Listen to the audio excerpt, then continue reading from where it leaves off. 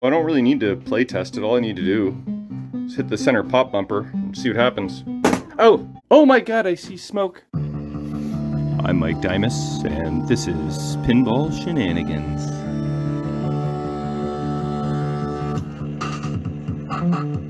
Okay, welcome back to another episode of Xenon. Haven't done much on it lately because just kind of chipping away at trying to figure out the sound issues I've been having.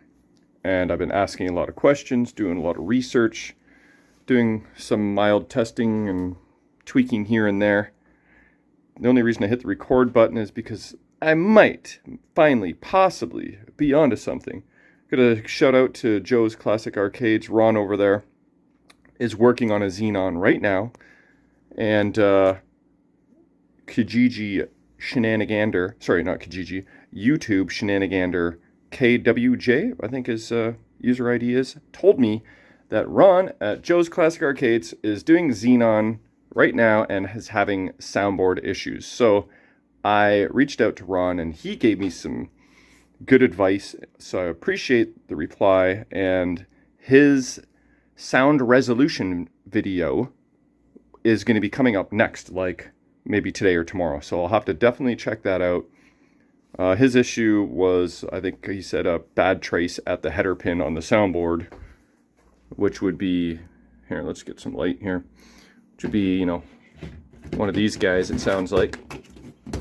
So maybe one of those traces or the pin. I forget exactly what he said, but in order to try and resolve my sound issue, and again, it's basically the audio can sometimes be crackly and sometimes be missing altogether. The background sound sometimes comes and sometimes goes. So I've done some research, and here's what I've done so far. On a side note, just want to say that my board guy went through these boards, the sound and speech board, and got them refurbished, and they're working perfectly over at his place. I think he's using a bench though, and not an actual machine, so he's not getting the inputs from the MPU. That's what Ron explained to me. So, you know, it's testing a little bit differently, whether it's on the bench or in an actual machine. So, I'm going to have to ask Brent about that to get his thoughts on it. But, you know, you can see the work that was done to the Sound Plus board. Replaced both speech and volume pots, okay? Replaced C5, C15, a couple of the main caps, I guess, and the vocalizer, all the 4 diodes, CR1, 2, and 3. Oh, 3 diodes, I thought it was 4, were replaced. C11, removed tarnished oxidization from the speech ROM, so that's all the stuff he did. This board set was working perfectly at his place, probably on a bench, so there's that. Some of the advice I got, I posted on Pinside, I posted on Pinball Repair Help Group, I asked my board repair guy, and I asked Ron. Oh my god, I see smoke. Do I see smoke? Oh my god. Okay, no, that's that's awesome. It was not smoke at all. If I move my flash on my camera just ever so up and down, it reflects off of the metal on the back board there, and it kind of looked like smoke rising. But, whew, that was a close call there. Anyway, I freaked myself out there. Everything's fine, nothing to see here. Okay, except that I reseated this connector. I replaced this connector. I replaced this connector. You can see this is one of the caps that Brent replaced. And these are the 3 diodes that were replaced. That's all been done. Also, it was suggested that I replace J4 on the MPU, which I did. All of this I was very suspicious of, will it actually do anything or not? What else? So there was the connectors. Oh, the volume pot. It was suggested that I really check this out. I took it off. I sprayed the crap out of it with contact cleaner, and I worked it in there really good. That did nothing. Also, my board guy said, "Are you sure your speakers are okay?" I noticed that some Xenons have 2 speakers and some seem to have only 1. If someone can explain to me why that is, that would be good to know, and I'm kind of curious. I tend to think that if the speakers sometimes work, then they're probably okay. You know, the speaker you would think would either work or it wouldn't, unless it's like jarbly speech, which is one of the issues I'm having. Okay, so one other thing I did, one moment, I'll be right back. Another thing is to check, this is something I learned. When you shoot the ball in the tube, this switch here intentionally shuts the background sound effects off. And then once it goes into the saucer and kicks back out, the music kicks back on. So it's suggested that you check that switch. First of all, it's working. But also make sure it's not too closely gapped, or else vibration could potentially cause that switch to be closed and thereby shutting off the background sound, and then you really wouldn't turn it back on until you shut it back up the ramp and exited out there again, or you drained and started the ball over again. So let's go underneath the hood. Another thing that was suggested is to replace the capacitor on that switch, which you can see the orange little dude there. That's the replacement. The old one, it's one of those fatter green dudes. Yeah, this guy here. Here's the old MPU connector, the old soundboard connector, and their little covers. So that is all. And there's the contact cleaner from cleaning the coin door volume pot. Anyway, so I have replaced this capacitor. So then I moved on to switch test. Actually, no, I went into gameplay and I'll show you what happened. Alright, we got sound. Oh!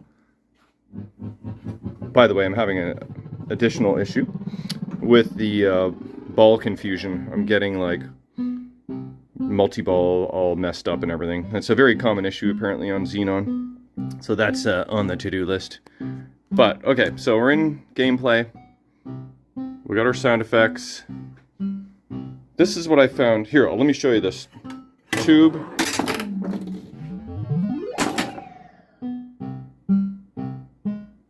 Did you hear that? Let's hear. I'll hit the switch like this. There. We've got silence. Okay? That's on purpose. So let's go back in there. Once we exit out here, boom, we got sound. Okay, that I had to learn because I did not know that. But I was just kind of messing around. Everything seems to be okie dokie right now.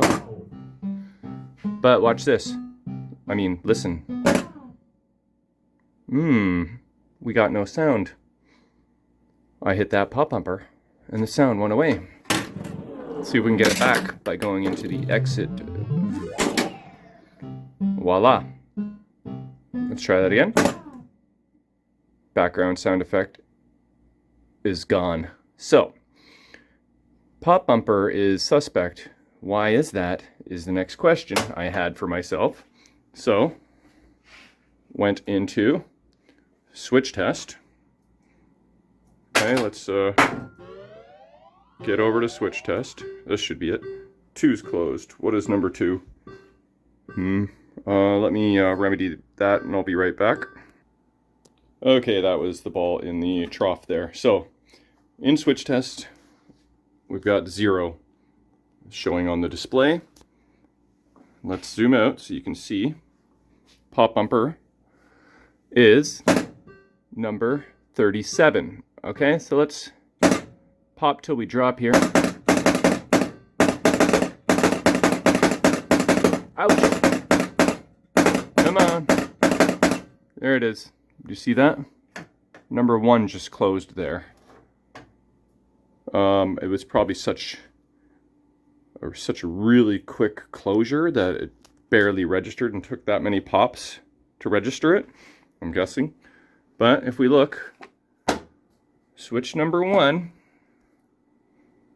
is the end of tube lane, which is our suspect switch. So, I am thinking that, as was described on Pinside and elsewhere, that vibration was causing this switch to close, thereby shutting off the background sound effects.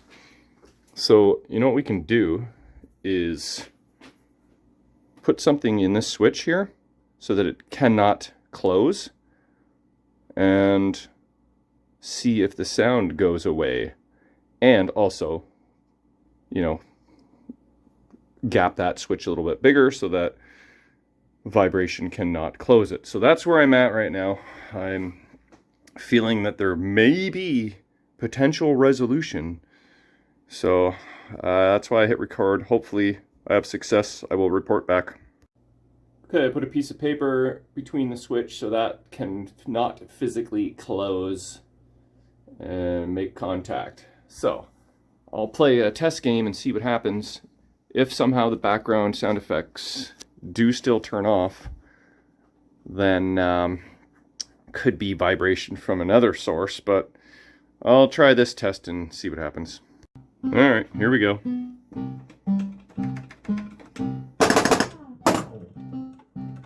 Hey, what happened there?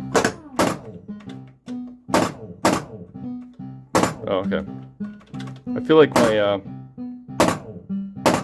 spoon might be getting stuck on the little point there, or the point's getting stuck. Anyway, not really sure what this is proving, but I guess I will move on. Okay, good news. I just played a test game and, you know, smashed the pop bumpers around quite a bit, the ramp bunch. Background sound did not go away on me. So I think we might be onto something. I'm going to just widen this gap, remove the paper from this, and see what happens. Okay, there it is. Switch has been gapped, and I cleaned it again. I'm assuming I cleaned it before, but just cleaned it again to be sure. And there's a little squirrel in my window, you little buggard. Oh, he's gone. Anyway, I think that should be sufficient. I really hope that this works. I will be very elated, but I'll also be a little bit slightly annoyed that I did, like, you know, 5 hours of other stuff when all I had to do, potentially, was just move the switch a little bit. But this is pinball, you know, at its finest. Pinball 101, par for the course. This is just how it rolls. So I'll give it a play test and report back. Alright, so I don't really need to play test it. All I need to do is hit the center pop bumper and see what happens. Oh! That happens. Well, what's not happening is the sound effects turning off, or background sound, whatever you want to call it. That's good news. Let's see if my switch still registers though. Okay, let's hit it and yeah, there we go. Sound gone. Sound back. And ow! Gotta stop doing that. Isn't that the sound effect that the pop bumper actually makes? Is like ow, ow. I'm making it for real. Okay, this is very, very promising. I like to think I might have resolution. I guess I'll just do some play testing and then I will report back. Okay, so the report is in. So far, everything seems to be okay. I did have to do a few minor tweaks here and there. This light bulb was flaky. This pop bumper started being flaky, so I just gave it a good cleaning and a nice readjusting, and it's happy now. And obviously, the most important thing, the sound appears to be behaving from my play testing and messing around. I was kind of using my hand and trying to learn the rules a little bit as well. And Also set the replay value to 10,000 so that it's basically on free play. I put a some dampening foam in the knocker so it's not so obnoxious, because it's going to knock every game now. Because I am going to be running a tournament in about a month. First one in almost 3 years since COVID, basically, that I've run any league or tournament. First sanction event in forever at my place coming up. So I'll probably have this in it, and I'm gonna, tweak all the machines. Everything else is probably tournament ready. I'll have to change some settings, like maybe ball saves, extra balls, that kind of thing. But I'm prepping. Oh, also, this is happening. That is Avengers Infinity Quest. It is going to Matt McGoffin, my buddy, and I am buying a new toy tonight from Julie. What's that glare all about? I am getting a game that doesn't necessarily get a lot of love, but if the code comes along, then it might fix it all up. But I'm getting Mandalorian tonight, and that'll be my second LCD game ever. And I heard on some podcasts that there's new code going on. I think it was Loser Kid said he was just updating code recently, so there must be some new code. Otherwise, they say it's just center ramp all day if you're in competition. In my basement, I'm going to be playing it for, more for fun and trying to get to the wizard modes and stuff like that. But, so I'm not too concerned. But Centerlorian is what they call it. Anyway, that's a tangent I got off on, because setting this replay value to 10,000 to put it on free play so I don't have to run around adding credits everywhere during my tournament. Anyway, the word on the street right now is that things are looking good on the Xenon. I may have the sound issue resolved, and despite all the 50 things I did, it was just gapping that switch in the end. That's where it stands for now. Things may change upon future play testing, but so far so good. I'm very pleased with these results. Anyway, that's the end of this one. Thanks for watching. See you guys later. Oh, and one more finishing touch. Xenon gets a new piece of glass. Oh, yeah.